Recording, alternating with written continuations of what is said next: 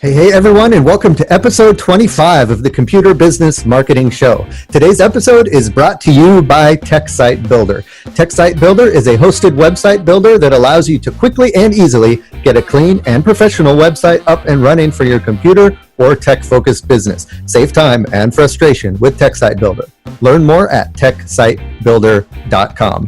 All right, guys, today's episode is going to be a throwback again. I am still away on vacation. This is the last week that I'm going to be away. So next week I will be back. We will be back with our live episodes on Facebook and we'll have new guests and stuff. But for now, since I'm gone, we're going to do a best of where we go back in the archives of the old computer business podcast episodes and pull out some awesome interviews that are around a marketing topic that I had a lot of fun talking about. This one you're going to hear today is, the topic is how to market like a big MSP. So in this episode, I speak with Aaron Mangal of, he's the business development manager for Network Remedy, which is a full service managed service provider in Silicon Valley. So this is someone who deals with marketing for a big MSP. And he's going to go into how to borrow marketing techniques from bigger companies and apply those lessons to your own business, and lots of other marketing tips and tricks. So this is a good one. We did dive deep into a lot of stuff, a lot of great back and forth conversation on this one. You're not going to want to miss this episode. All that and so much more coming up right now.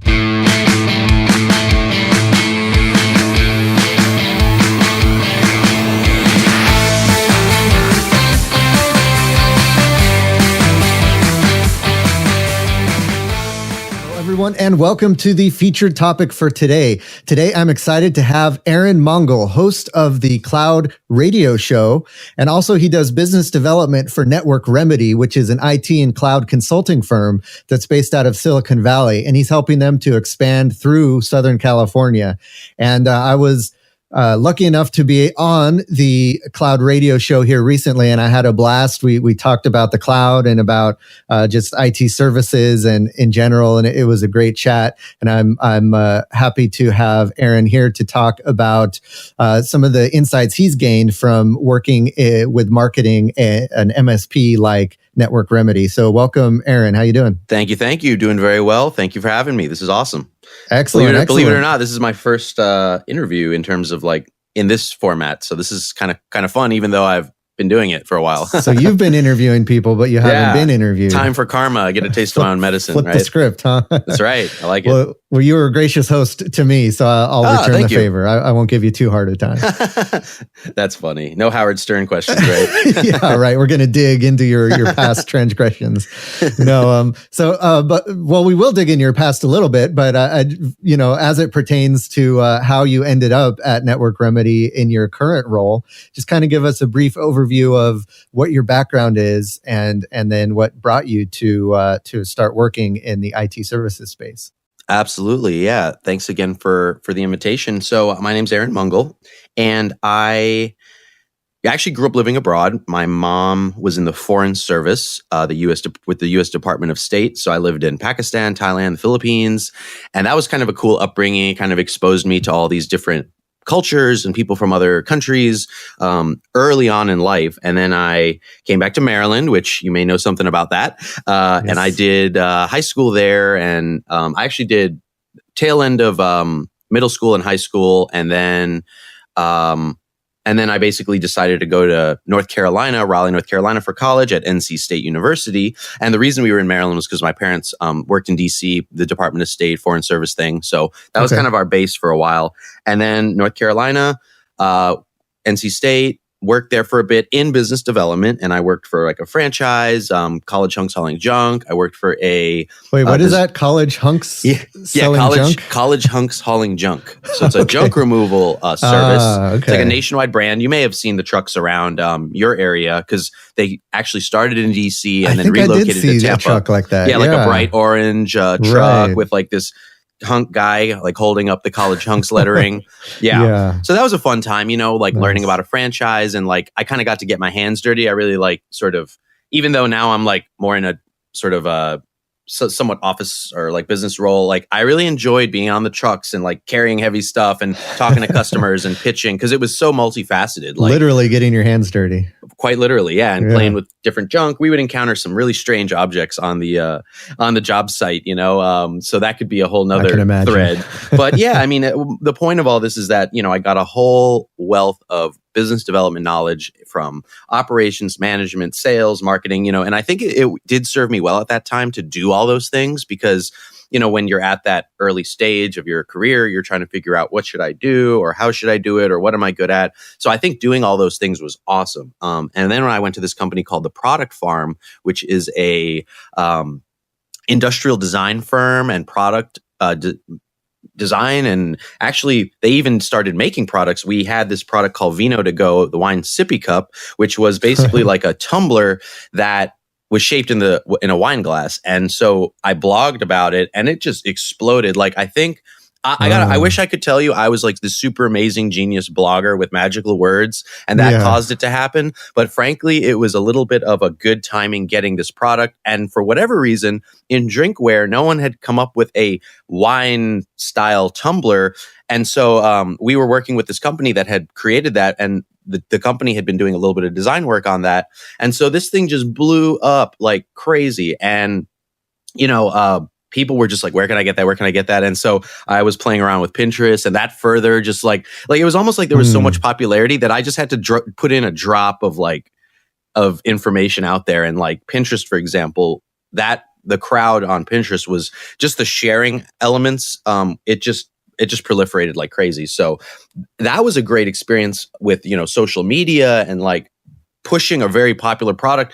Anderson Cooper talked about it on his show, and Steve Harvey talked about it on his show. And, it just got this crazy momentum. And then I will say it kind of petered out, but there's still been, a crazy amount of demand. But my point of saying all this is like, I've kind of had these crazy marketing and business experiences. Oh, and then with College Hunks, we actually were on, Hoarding Buried Alive, those shows about hoarders. Right. So if anyone wants to watch the craziest show ever, Tiny Little Monsters, look up that show. It was so disturbing. Like, I was actually more disturbed when I watched the show compared to even being in the house, which doesn't make any sense because it was horrendous. They make it so dramatic in the show, and they only show the worst stuff. Exactly. Yeah. So, but to be honest with you, that was like just crazy experience. So I know that sounds really random to share, but they're just kind of random fun stories, but also they really defined my sort of experience in business development. And I think the fact that I was in something other than tech and IT actually kind of allowed me to just focus on the role and like think about it from that standpoint, because obviously like both of those companies weren't necessarily my it's not like I wanted them to be my trade. It was like I wanted to learn the business skills associated with those companies and brands. And they were kind of cool too, like in terms of, so we got some different creative freedom, as in with any startup, right? You get a lot more sort of impact and power. And I mean, that's... I want to stay on that for a sec, because sure. So, how do you find and this is something that I feel like a lot of people miss when they're, especially computer business owners, when they're doing their own marketing. The power of having a good service or product to begin with.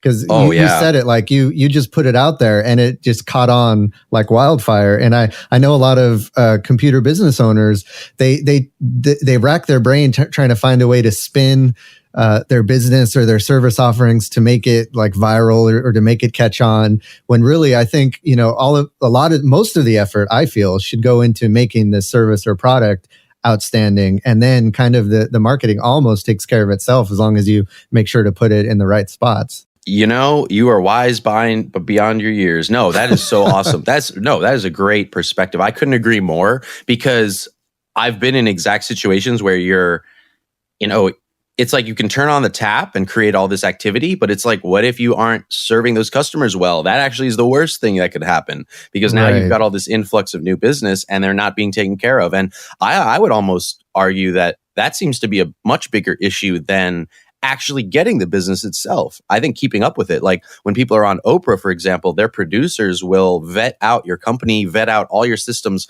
make sure you can handle the demand, because if they have you on that show, you're going to get a crazy amount of like an influx of new, interest, popularity, users. Can your website handle it? Can your phones handle it? Right. Because there's nothing worse than your website crashing from an influx. And ask me how I know that. It's like I've seen it happen. So no, you're totally right. I would agree. And also, just to add on to what you just said, when I was talking about the Vino to Go, keep in mind that was a B2C, business to consumer product. Mm-hmm. We're working in a business to business world, much different strokes. I mean, I think you can still bring some of the like fun from B2C marketing, but it has to be a little bit more like high level and like logical, and sort of you have to articulate things a little bit differently. When I look at B2B marketing compared to B2C marketing, it's night and day. And to some degree, I feel like B2B is like they bring out the big guns, because this is like, someone trying to sell to Google, someone trying to sell to HP, someone trying to sell to Microsoft. Like, if you're trying to sell to those companies, you're going to probably like bring all the firepower you could possibly have. So it's interesting for me to kind of come into the enterprise world compared to like a long career of doing more consumer marketing. Yeah, I noticed a huge difference. And so I can see why that's such a challenge, because you want that viral, like, things to blow up. But frankly, that mostly happens with B2C. So that's a good point. Yeah, that's a good distinction to make. But there is that dollar razors guy, although I guess that's B2C now that I think about it. But like that guy, I feel like he was going for kind of like a business crowd, but kept it fun. He's got this really zany video of his razors. But I think there might be ways to kind of balance like a voice like that. But I'd say for the most part, I guess what I'm trying to say is that B2B tends to be, from what I view and my observation, maybe not completely right, seems to be a little bit more conservative in the sense that it's bigger stakes, bigger money, bigger problems, bigger like everything in terms of the whole discussion. So I think that's another piece of why the marketing is different with that that sort of segment compared to like B2C, where you can be a little more goofy and fun but like when I see enterprises, I feel like the discussion has to be a little bit different, Right. Yeah. And that's a good point. So there is definitely a difference between the consumer product and the business service. And I know a lot of our listeners kind of do both. They provide services to residential folks, consumers, just everyday average computer users, or they may also be selling their services to small businesses, or they might be doing one or the other exclusively. But I think probably the biggest challenge that they face is just getting the message out there, letting people know they exist, and then getting them to go to their website or go to their social media accounts and actually, pick up the phone and call them. So I guess, have you gained any insights since working with Network Remedy, how to get prospects to first of all know Network Remedy exists, and then to get them to pick up the phone? Sure. So you're asking sort of what is the process of... Just tell us all your secrets. What's the magic formula? Got it. So, I feel like it's I don't want to say a mistake, but I feel like going from digital only. So I think the magical formula would be like, yay, I put out a blog post or tweet, post on LinkedIn, etc. Someone clicks on my website and is like, yes, I want that. And they're like, hey, I want to hire you. Please, let's do business, right? That's sort of the magical goal formula. Right. But as I had alluded to you earlier, when, I mentioned I had given a talk on marketing at a MSP world, all these mediums get saturated eventually. So I always say, focus on your messaging first. Get that messaging tight. And it's something I'm still, tweaking and like rethinking, or like pitching to somebody and then thinking like, okay, like, did they seem to get it? Or like, how was it? So I would almost say, pretend there's no social media, pretend there's no marketing channels, and just pretend you only have your message and you have to like tell it to this group of people in this room. And the reason I say that is because I want people to sort of remove all the noise being all those channels. Which one should I use? I don't know. Which is the best? And just focus on your message. And I liked what you said earlier too about focusing on your service. But since you're asking marketing specifically, I'll stick to that. So you focus on your message and you get it really tight. Your pitch is great. I would say pitching that to people in person, whether you do a seminar, a lunch and learn, a course, sort of a live sort of a fireside chat panel, there's all these different formats and names. Yeah.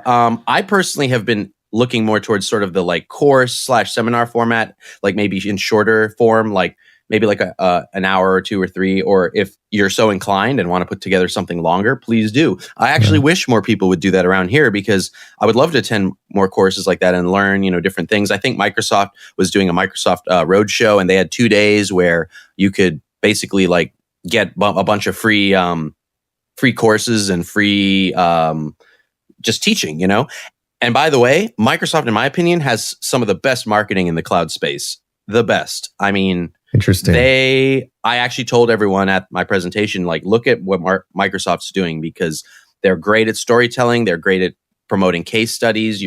I'm going through the airport. I see a billboard about how the cloud helped Real Madrid and the soccer stuff. Nice. And so I'm like, whoa. So, I think I would say, look at what the pros are doing, focus on your message, and then actually try pitching like in person, because I feel like in IT and the cloud and whatever, permutation of those services you're using, it's a people business. Like, I interviewed this guy, David Bryden, who's a MSP in Orange County, and he was saying, yeah, people still want to see the whites of your eyes. And I was like, yeah, you're right.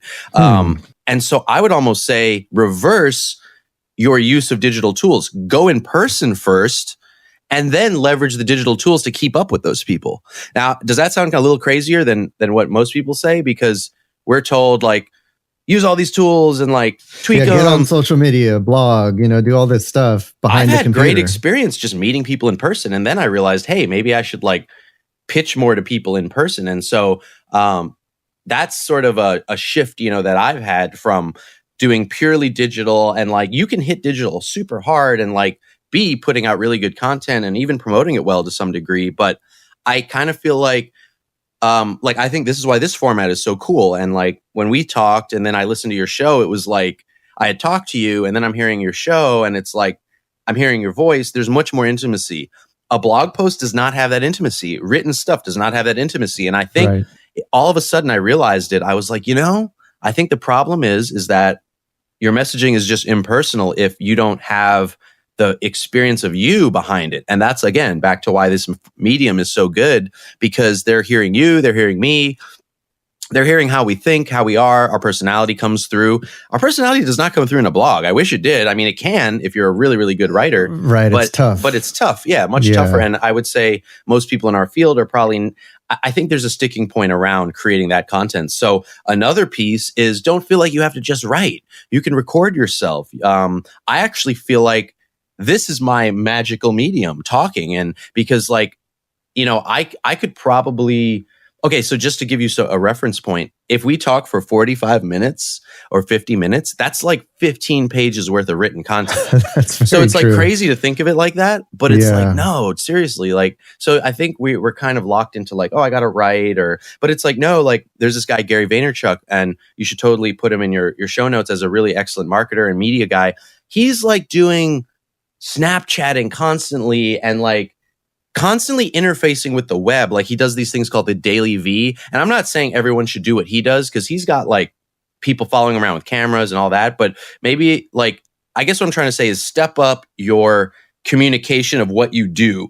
Even if it's like you, like I was visiting the team up in San Jose where the company's based. And I was like having so much fun, just like taking pictures of me and the guys, like almost like a selfie. But I was like, it was fun, but I was like, that IT life, fixing someone's stuff, help desk. Like we need to sort of have more showing rather than telling, like show people what you're doing, show them. And this guy, Gary Vaynerchuk, is great at doing that, because he's like running around all day in meetings and like he'll have people Snapchatting him questions. And then there's this guy filming him. So you see him sort of chatting at different people that are asking him questions. He just has an unprecedented level of like interaction and engagement. Yeah. And I'm not going to lie, I'm not that crazy, but I I am friendly and outgoing, but like when I see people like that, I'm just like, whoa, there's like so many more levels you can take this to. Yeah, so and I follow Gary Vee too, and I see what he does, and the great thing about, and I think the great takeaway from what he does is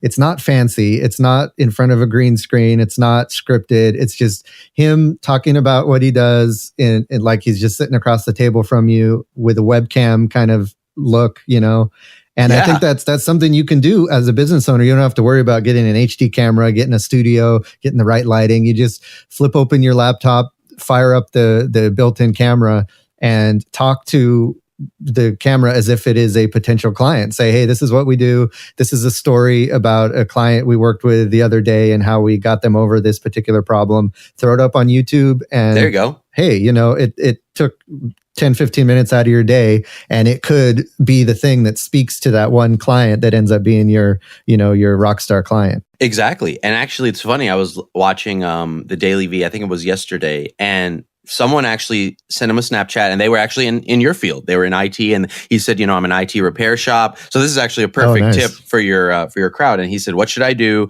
to generate more business, more leads? And Gary said, you know what you should do, man? You should make a 40-second video every day with some IT tip and just keep doing that. And I was like, wow, how simple is that? The idea is simple. The execution is the tough part. And that's what I think you'll find is that the hard part is the execution. I mean, you've clearly gotten over the hump by doing the show.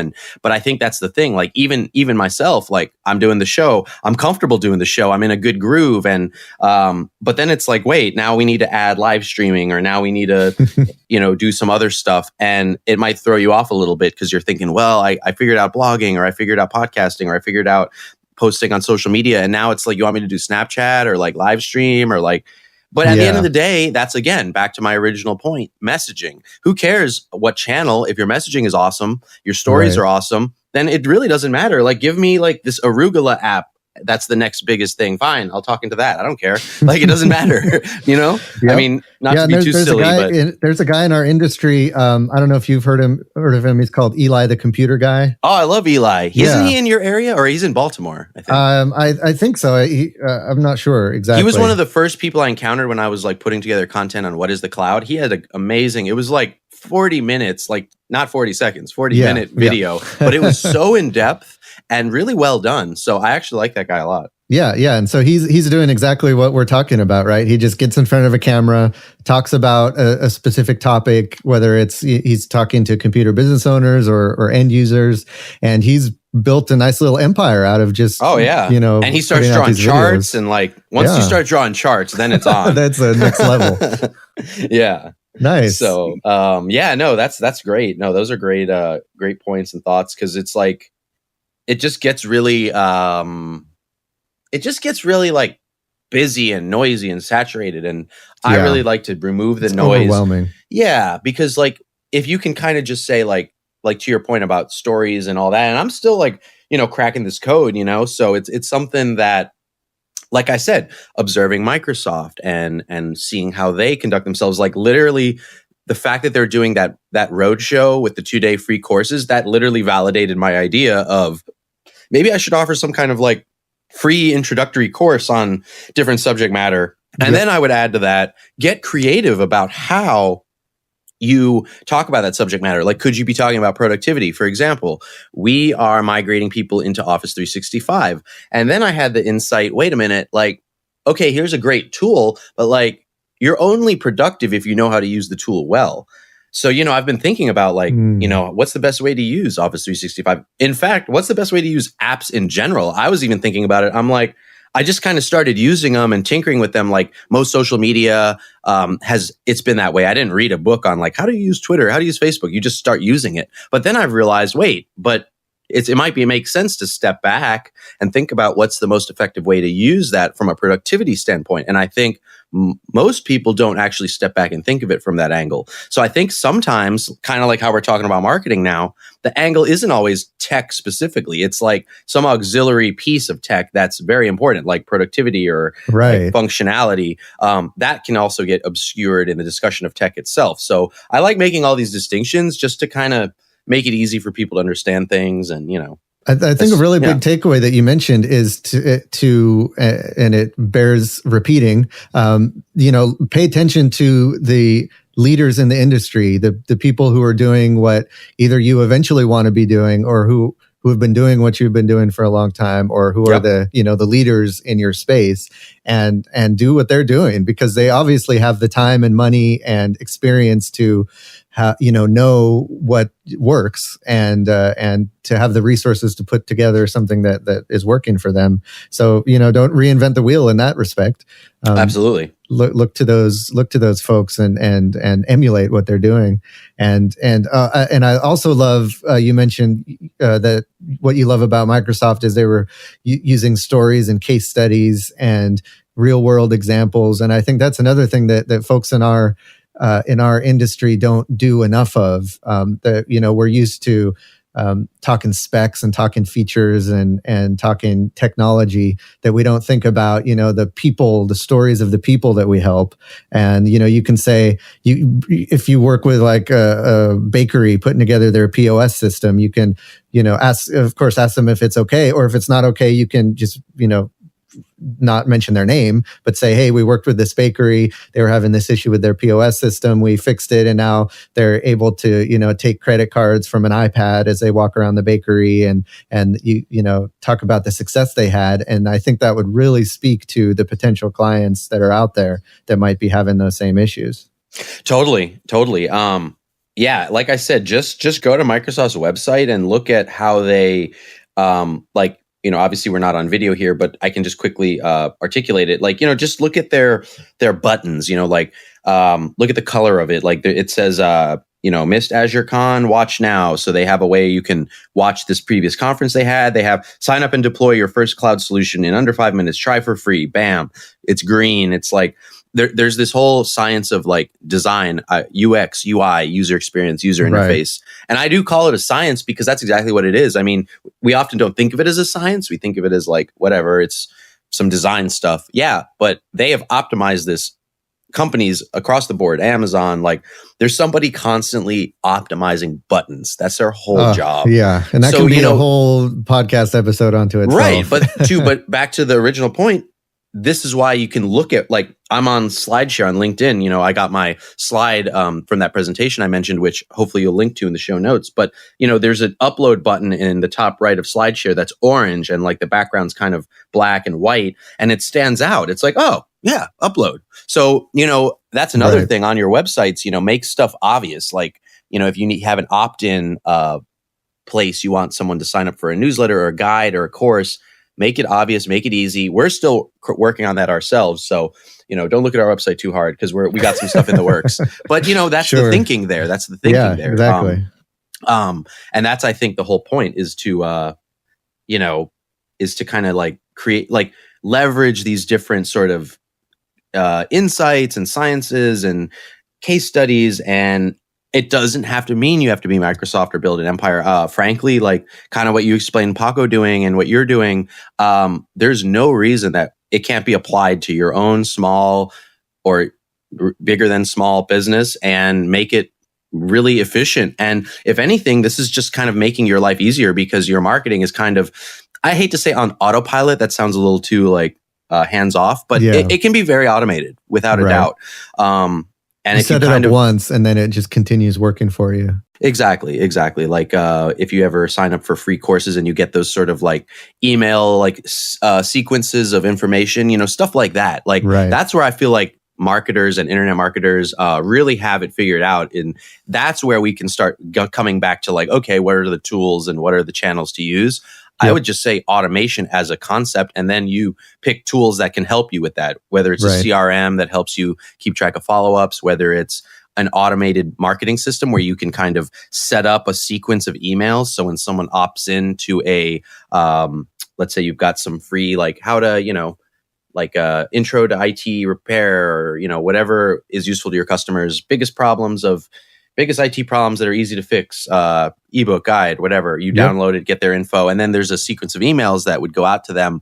Again, that's something that I think everyone wants like this perfect solution, but even the best marketers are constantly testing. So you have to kind of play scientist and try this, try that. And probably the biggest issue is documenting what you did and then checking out the results. So that's not, I think, natural for everyone, but that is that if there is a secret sauce, that would be it.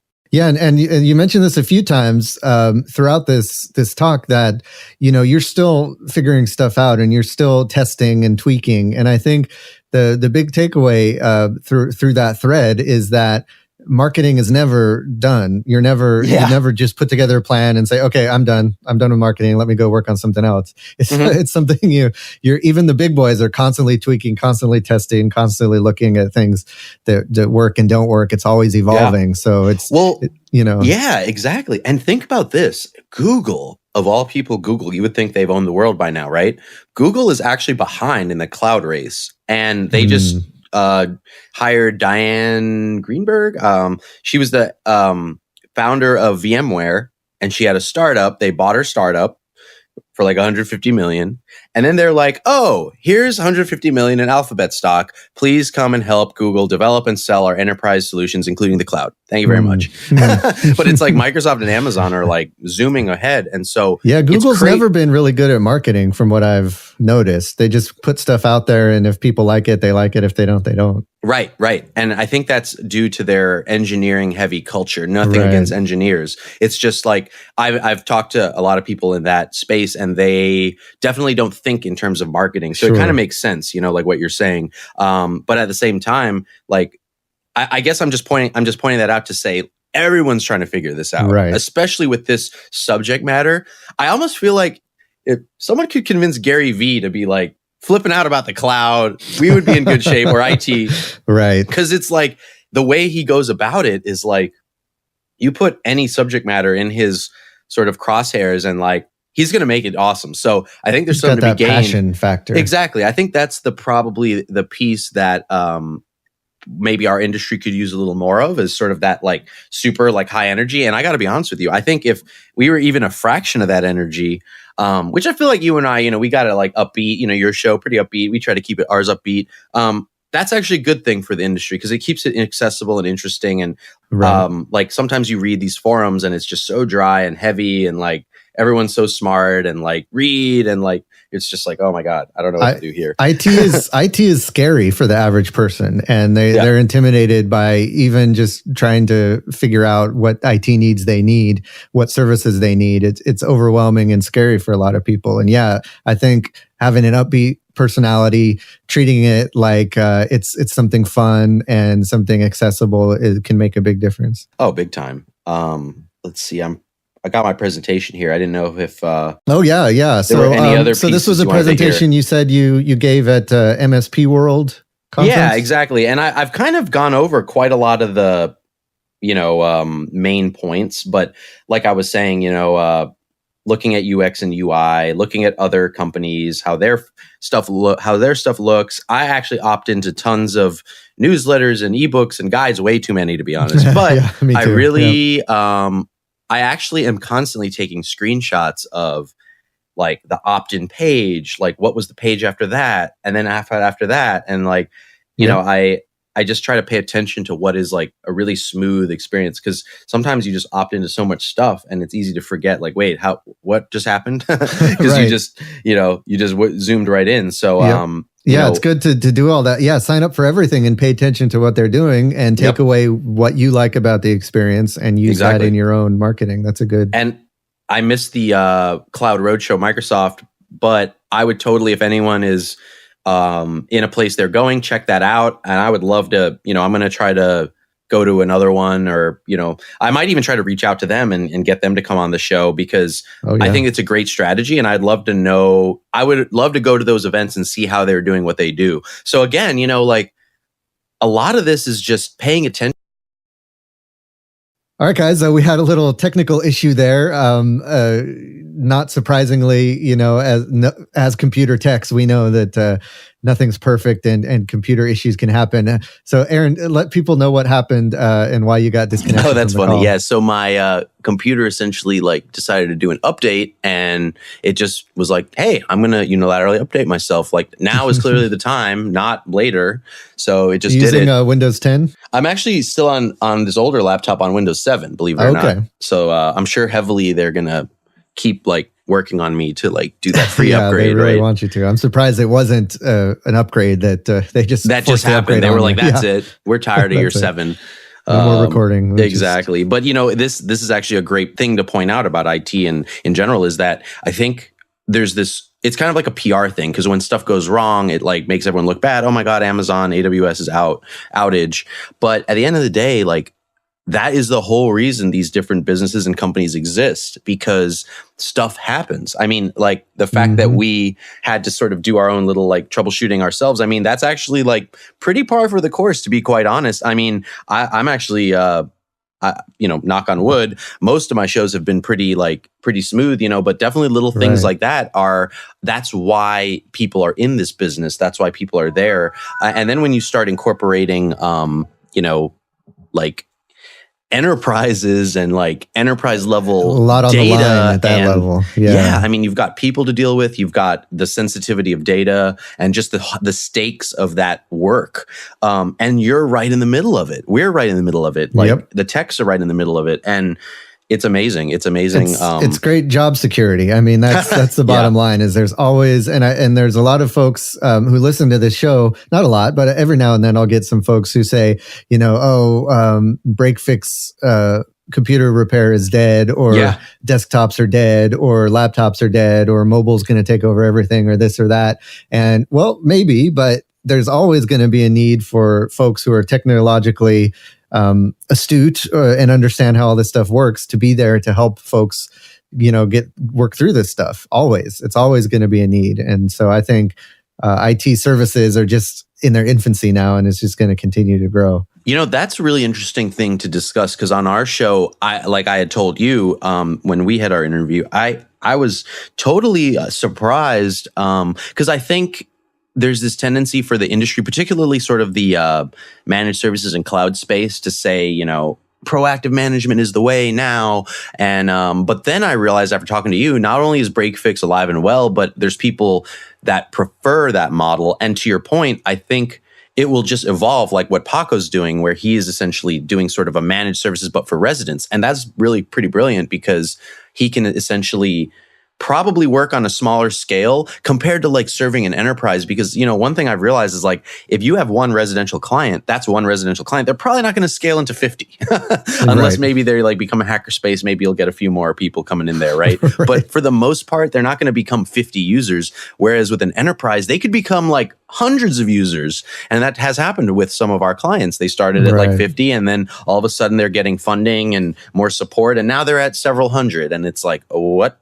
So as a managed services provider, as a cloud services provider, as a cloud consultant, an IT consultant, you're kind of always on, and you have to help companies deal with their growth. And that's sort of our value proposition, is we're bringing enterprise grade tools to smaller businesses that are growing, that may not know what to do. And, those are great customers for us. But like back to your point about break fix being dead, it's like, not really. If anything, IoT might kind of keep that more sort of B2C side, like residential model, quite alive and well, because there's going to be even more complexity when all these different things we have are now attached to all these different computers. I mean, in a way, it might be more valuable. It might make your offering more valuable, because there's more things that you can help them with and manage. And I had this really interesting insight the other day about green, like the sort of green angle. And, I was thinking about how,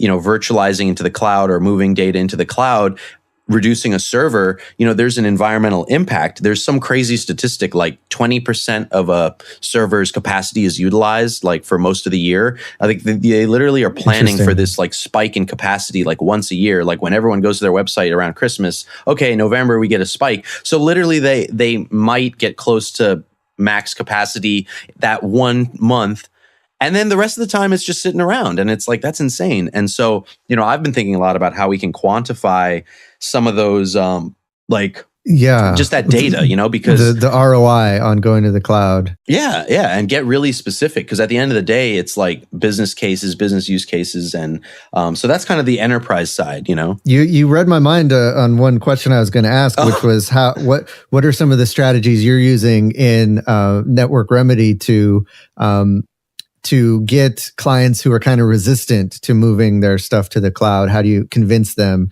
that it's probably not the best idea to have everything on premises, but they're resistant because they don't trust the cloud, or they don't like giving up control.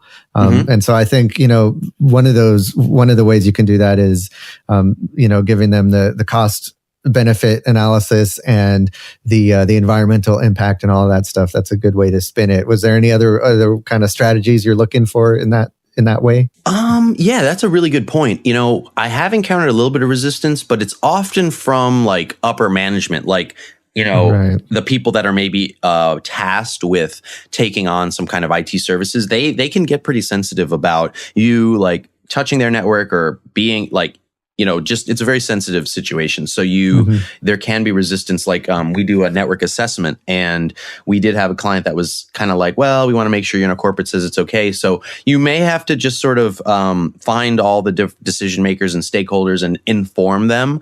I'm actually creating content. I mean, back to the whole content and marketing thing. Like, I hope that what people get out of this is that marketing doesn't have to be this like, yay, cat picture, it's gone viral. It can be very specific and niche. Like, my point would be, we don't need to have millions of people following our videos going viral. In fact, that would probably not be that helpful, because arguably you might not be able to even handle all the business if you got 1 million views on YouTube. So actually, maybe you only want like 100 or 1,000.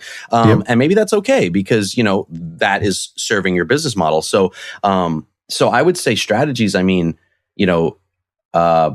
niche out your content. So like, if there's an objection or there's problems, maybe you could collect them and then create content that sort of alleviates that. Like for me, for example, we had this network assessment. So I actually interviewed the company that does the network assessment, and I still have to figure out how I want to like deploy that content. Obviously it's a show and an interview, but I'm also thinking, hey, that could be an aid. So, whatever area, that applies for you.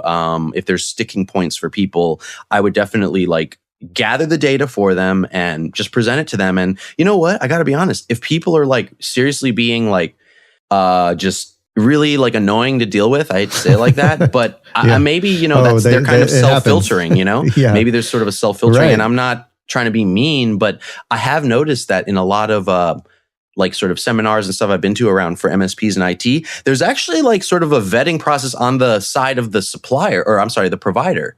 Like not every client is going to be a good client. Yeah. So it's like, it's kind of a funny like game of like, you are also evaluating them. And obviously you want to be like, super friendly, super like, sort of polite and give them all the information. But I also kind of have this thought of, I don't think it makes sense to serve every single person, particularly if they're not going to value you, or they're going to kind of just be really annoying to deal with, and especially if there's not the like revenue to sort of justify that. And I know that sounds really like superiority, but I mean, at the end of the day, like this is a very valuable like skill and work. So I think that's one thing I've learned about, is like getting really clear on your value and being so like I was talking to this guy who was kind of helped and given me some tips with my pitch and stuff. And his comment was, you just need to be so firm in your resolve that, you are it. And when you pitch to people, they're just like, wow. It's kind of like the Gary V mojo a little bit. Like take some of that just intensity and just crank it up a little bit. I don't think we need to go that hardcore, because if anything, that might be a little too much for some niches. But I think a little bit of intensity goes a long way, especially if people are a little more like, just the sleepier kind of crowd, or they're thinking it's going to be boring and they're just like almost ready to go to sleep before you even start talking. And if you can kind of add a little intensity and keep it interesting, I think that really will stimulate people. That's part of what you can do in your marketing, is use your marketing as a filter as well. So you're putting out your personality, your what you do best, the way you work, and people are going to see that, and they're going to be like, I want to work with this guy, or I don't want to work with this guy, exactly, or this company, and that so don't be afraid. That's a great lesson. Don't be afraid to put your personality into your marketing, because that's going to serve as a filter to make sure that only the kind of clients that you enjoy working with are going to be contacting you. Absolutely, I like absolutely. And I think that is how it should be. You should filter, and like Gary Vee, like he loves dropping little like vulgarities or F-bombs or whatever. Yeah. And I'll notice like on LinkedIn, he'll post something like, put me the F out of business or whatever. And like, I'll notice people like in the comments unfollowing. And I'm just like, there you go, filtering. Like maybe you want to drop like an F-bomb in your newsletter just because like that's the level you want to be at. You want to be able to like not be super like sensitive about it. And maybe like, maybe that's kind of what you do, or maybe you're like, nah, I'm a little more conservative. Like I cater to a more sensitive like clientele. Like, and I think it is culturally driven. Like Gary Vee's like, whatever, I'm going to say whatever if I want. And if you don't like it, it doesn't matter. I have a 600 person media company and I'm successful. Like, what do you mean? Like, so I think there's something to be said about, just kind of finding your crowd and tribe and then figuring out how to communicate to them. I mean, we actually have found some niches that are like, a little bit less formal. And we actually prefer that because they're actually easier to deal with and they're ready to go. So, that's another thought. This is almost more along the lines of sales and sort of segment thinking. But, you want to think of a low-hanging fruit, like with what Paco's doing with the residential model. Maybe he's putting together little like block parties and he's like, guys, the world's getting more complex. Here's how here's where tech is. Here's where it's going. Here's what I do. I'm going to be doing this for a while. I want to serve, more neighborhood, like people like yourselves. And, you can talk to Jim right here. Like you can ask him what he thinks and here's a bunch of wine, have fun. But, he doesn't need to maybe be going to, investor festival and trying to get those guys to like listen to him. He's fine with just talking to his, smaller client base. Folks. Yeah. Or like, let's say you want to go for an enterprise, you niche out, you pick that niche. What I'm finding is when you start niching out, you will find like associations within that niche. Like if you're going for building or something.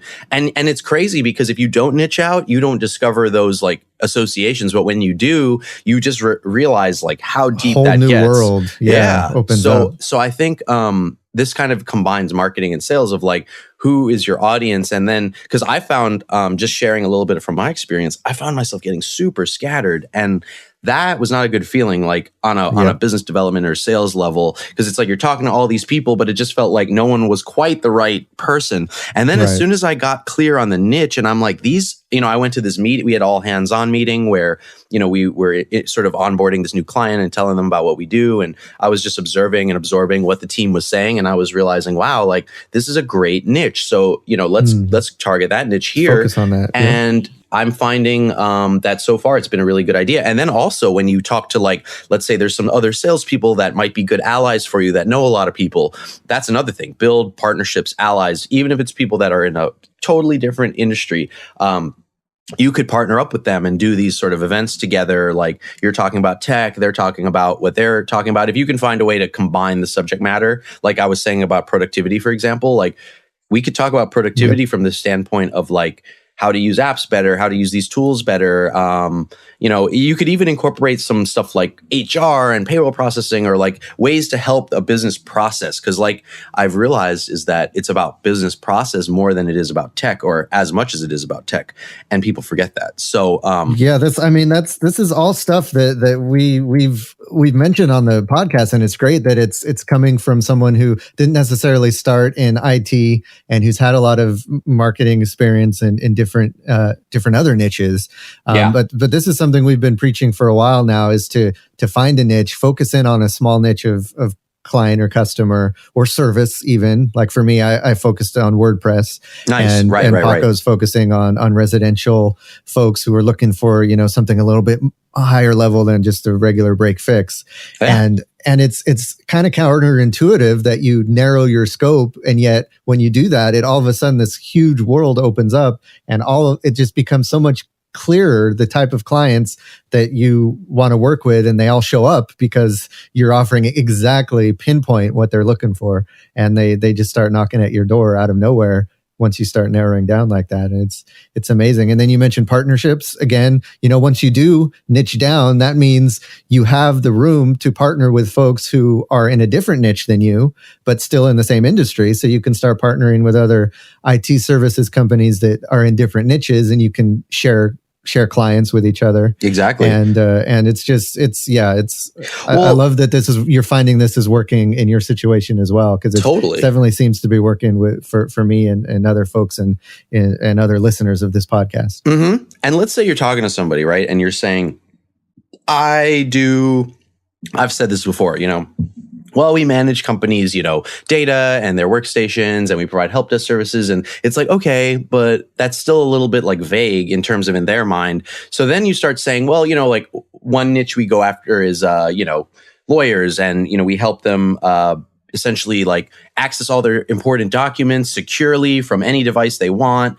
And we help sort of, install that functionality. So a lot of what we do is bring the solutions based on a customized sort of needs for the organization. And so I mentioned lawyers, and I told the story about here's exactly how we solve their problems. So that's much more accessible. And then they're going to be going through their head thinking, what lawyers do I know, right? Versus what I said before, workstations, help desk, blah, blah, blah, the usual talking points, that there's no frame of reference at all. So this niche thing is huge, because that also helps people that might want to help you. It helps them kind of go through their mental Rolodex really quick. Do we even have those anymore? Mental Rolodex, your CRM, yes. Whatever, your mental CRM. Mental CRM. And so that's kind of what I've literally found. And hey, back to this show itself, my show or our show, or the show we do. That's narrowcasting.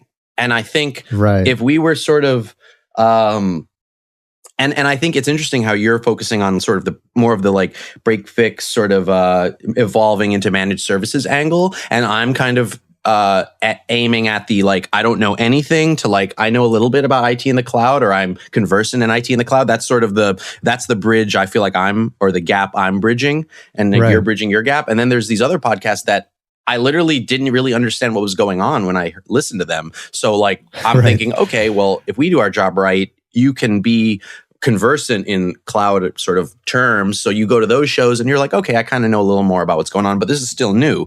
So it's like, the niching is so important. And, it doesn't mean that you have to like do what someone else is doing. Like I love what Paco's doing, and I like your angle too with the sort of web development, but it's still interconnected for sure. Cause, just the nature of like setting up portals and accessibility requires like this definite web development piece as well. So that's fascinating to me. And I think, the narrow casting, is a great way to just like target your local community. Most people like wherever they grew up or live, you probably already have contacts. I actually found it a little challenging trying to get started in LA. So if you're starting somewhere new, you got to just mentally head check. It's going to take time. However, if you're consistent, things do happen. Like this year feels a lot better than last year in terms of like momentum and insights and like where do I put my energy and who do I talk to and what do I say? I guess like I feel like I want to emphasize it's okay to not be like super effective or amazing, yet, as long as you're constantly reflecting and like talking to people, engaging with the information, like looking at what other people are doing. And then of course, the ultimate goal, bring it back to what you're doing and try to implement it in a meaningful way that's good for you in particular. And it is easy to feel a little overwhelmed because there's like crazy competition and there's all these big players. But even from what you said about the Paul Paco thing, I know I keep bringing that up, but like that just kind of made me realize like there's tons of room here in this industry. And I think let's not forget, how much room there is in the industry for good people that are willing to do good work, Nice. So I think that's a great place to end it. Good positive note to end on. There's plenty of room for folks and gosh, so many great things brought up in this podcast, and we'll have a link to the slideshow where a lot of these points are that you put together in a slide deck, and we'll have that link so folks can reference that and all the other links we mentioned. If just really quick, if you want to let us know what the Cloud podcast is about. Sure. In case anybody wants to check that out. Yeah, so we just called it the Cloud. We decided to not overdo it. Just keep it Nice. simple. So the cloud is, I mean, we say it's aimed at exploring all aspects of the cloud and how it affects us as people, enterprises, and society. That's sort of our intro line. But in you terms, guys have some good guests on there too. Oh, what kind of guests? Thank you. Yeah, we try to, like, we had Sam Lambert from GitHub. We had LA's first chief data officer.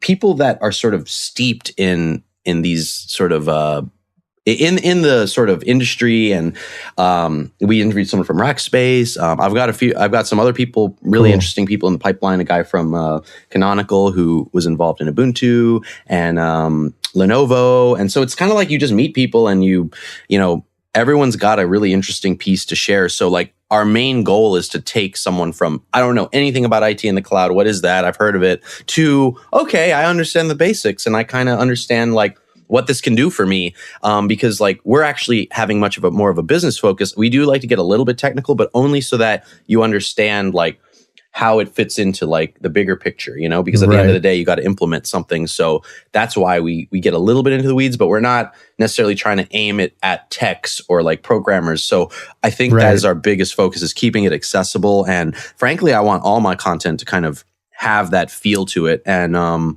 but I think our listeners would enjoy the podcast, because just me being on it, a lot of good discussions were had, and I think you can get some good insights from some of the movers and shakers in the cloud world. That too, about exactly what they're thinking and where they come from and a little bit of their background. Oh, no doubt. Definitely check that out. We'll have a link to the podcast in the show notes. And then you mentioned that Network Remedy.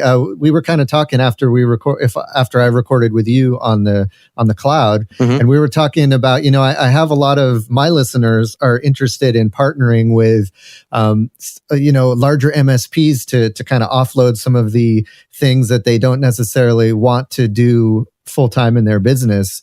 Talking about niching down, we can find the niche that we're good at, focus on that, and then maybe outsource or find other service providers to take care of some of the other IT services. And so I told you about that, and you said, that's not something that Network Remedy normally does, but you're looking into kind of maybe offering that as a service to other computer business owners who might want to offload some of their other functionality so they can grow their business, maybe present themselves as more of an MSP type of service, and maybe partner with someone like Network Remedy. So how can we reach out to you guys about that? Yeah, definitely do that. You can reach out to me, Aaron, AARON.MANGAL @networkremedy.com. I'm also on LinkedIn, Aaron Mangal, AARON.MANGAL.